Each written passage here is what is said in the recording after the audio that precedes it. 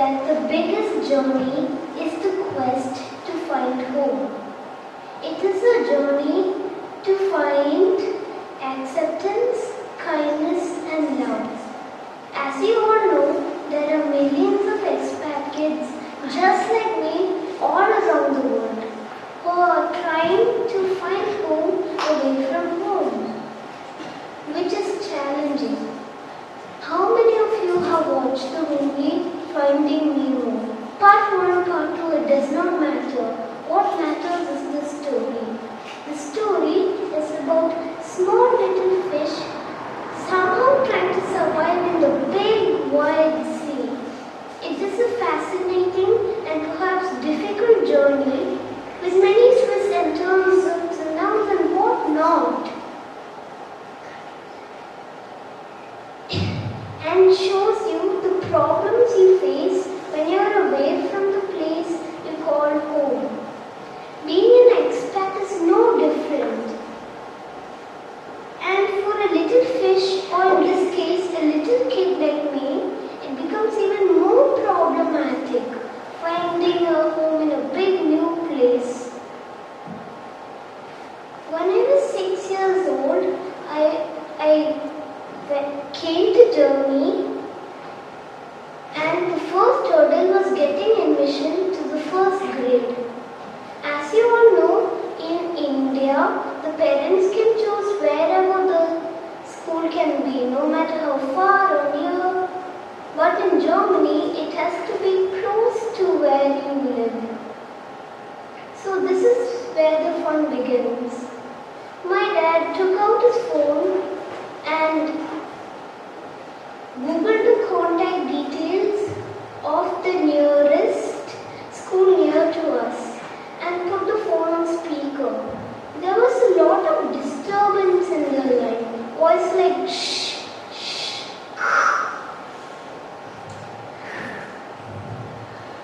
And yeah,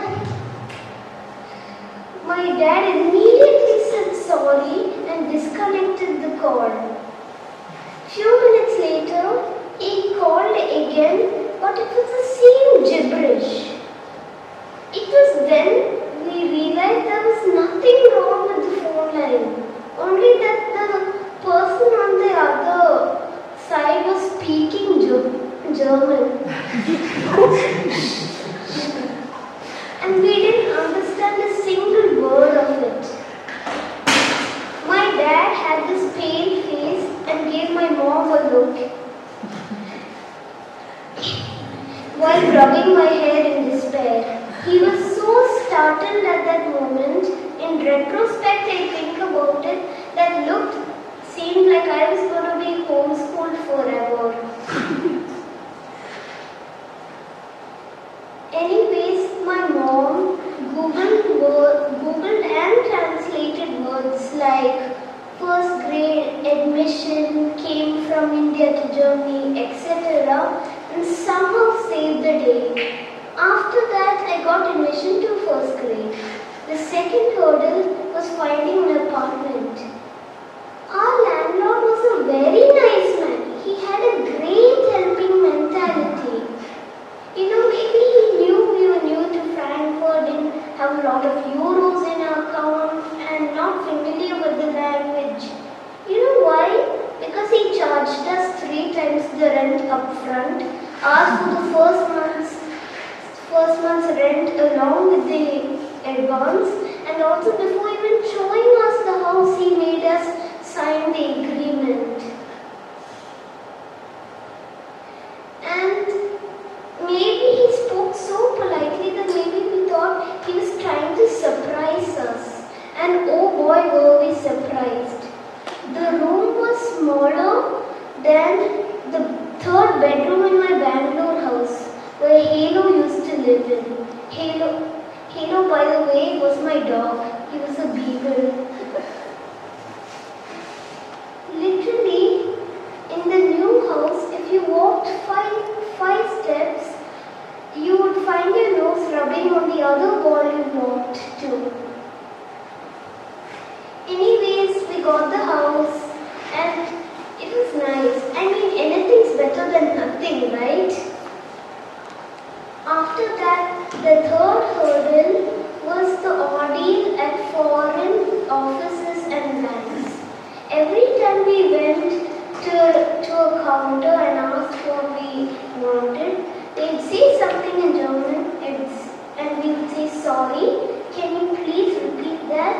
This time in English, please. But all they would do is say it in German only, but slowly. This time slowly. It was similar to pulling my milk tooth out. Whether it was pulled fast or slow, it did not matter. But oh boy, the pain was real. Aber jetzt, ich kann sehr gut Deutsch sprechen. Ich habe Deutsch in der Schule gelernt und jetzt kann ich sehr gut Deutsch. And yeah, now I'm in 3rd grade. I'm doing great in school. I have a lot of German friends. We moved into a new apartment. Only after my dad gave this gentleman a piece of his mind. And foreign offices and banks, we go there quite frequently and we get the job done with greater ease. To sum it all up, I like to say this is the end of a story of a boy who dived into a swimming pool, struggled a lot, and somehow climbed back up from an ocean.